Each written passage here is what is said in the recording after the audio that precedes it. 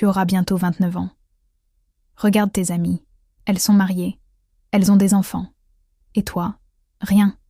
Tu fais honte à toute la famille. » Ces mots résonnèrent dans ma tête, jour et nuit. Partout où j'allais, j'entendais les murmures. Je sentais les regards insistants. « Regarde, c'est Sophia qui passe, toujours toute seule. Bah oui, je te jure, elle a vraiment la poisse. » Les rires moqueurs me poignardèrent le cœur.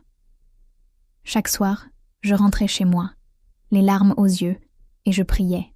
« Seigneur, pourquoi ma vie est-elle si difficile? Pourquoi suis-je toujours seule?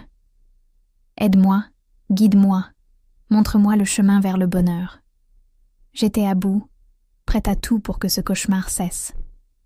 Un jour, j'ai pris mon courage à deux mains. Je suis allée voir Marc, un ami de longue date que j'appréciais. « Marc, je ne peux plus continuer comme ça. J'ai tellement honte de ma situation. S'il te plaît, veux-tu m'épouser ?» Je savais que ce n'était pas la plus romantique des demandes, mais c'était un cri du cœur, un appel à l'aide. À ma grande surprise, il a souri tendrement. « D'accord, Sophia. Je t'aime, moi aussi. » J'ai cru que le ciel s'ouvrait enfin. Le mariage a été célébré rapidement. J'étais sur un nuage. La nouvelle s'est répandue comme une traînée de poudre. « T'as vu? Sophia s'est enfin mariée. » Enfin, ouais. Les mêmes personnes qui se moquèrent de moi venaient me féliciter, un sourire hypocrite aux lèvres. Espérons que ça dure plus d'une semaine cette fois-ci. Leurs paroles ne m'atteignaient plus. J'étais mariée, j'avais sauvé l'honneur. J'allais enfin pouvoir construire ma famille, mon bonheur. Mais les semaines passaient, puis les mois. 6 mois déjà que nous sommes mariés, et Marc m'évite. Il refuse de partager notre intimité. Quelque chose ne va pas. Chaque fois que j'essayais de me rapprocher, il trouvait une excuse, un prétexte pour s'éloigner. La nuit, il se tournait de l'autre côté, me laissant seule avec mes doutes et mes angoisses. Mais s'il ne s'approche pas de moi, comment vais-je pouvoir concevoir? Et dehors, la pression, la honte, tout ça me pèse tellement. Le regard des autres commençait de nouveau à changer. Les murmures reprenaient. Est-ce qu'elle est enceinte? Non, toujours rien. Mon beau-père, lui, commence à avoir des doutes. Je le voyais m'observer, un air soucieux sur le visage. Un soir, alors que je préparais le dîner, il est entré dans la cuisine. « Sophia, il faut que nous parlions de Marc. » Je sentais mon cœur battre la chamade.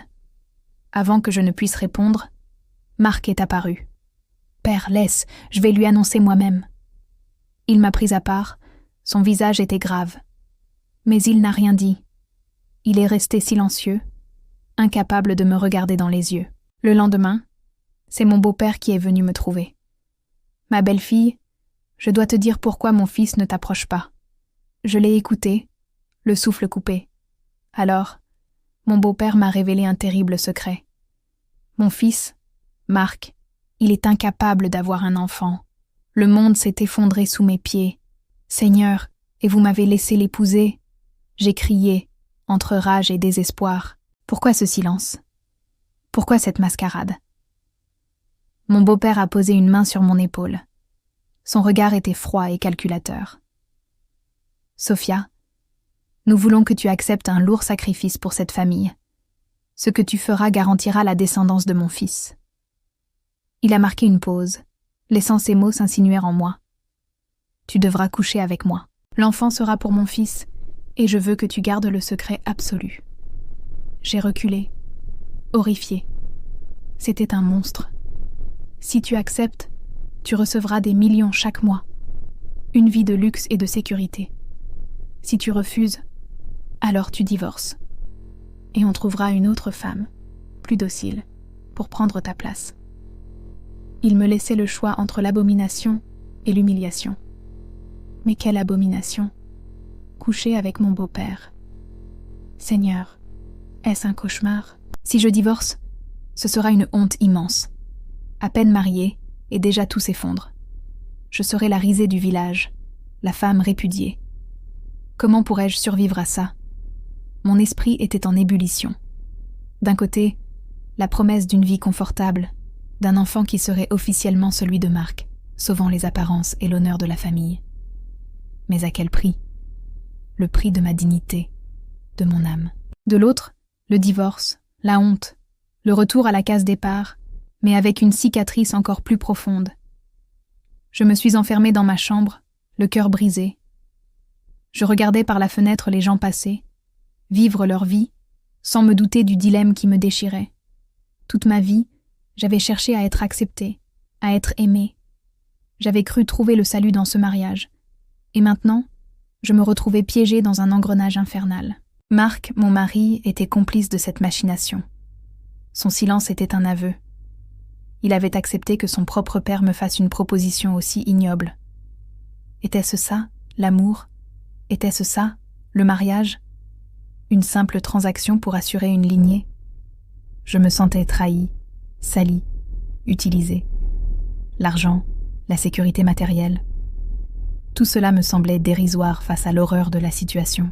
Mais la peur de la honte, du jugement des autres, était si forte. J'ai passé des nuits blanches à peser le pour et le contre.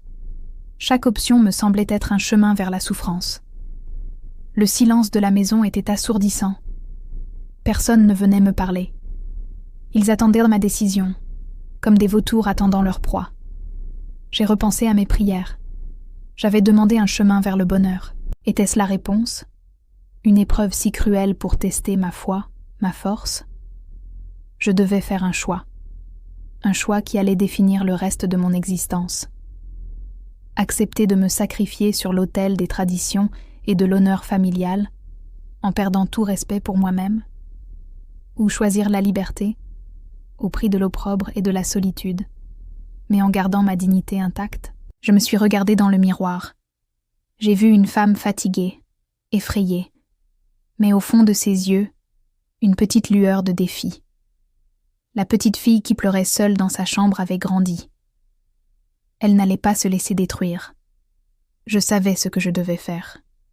La décision était prise. C'était la décision la plus difficile de ma vie.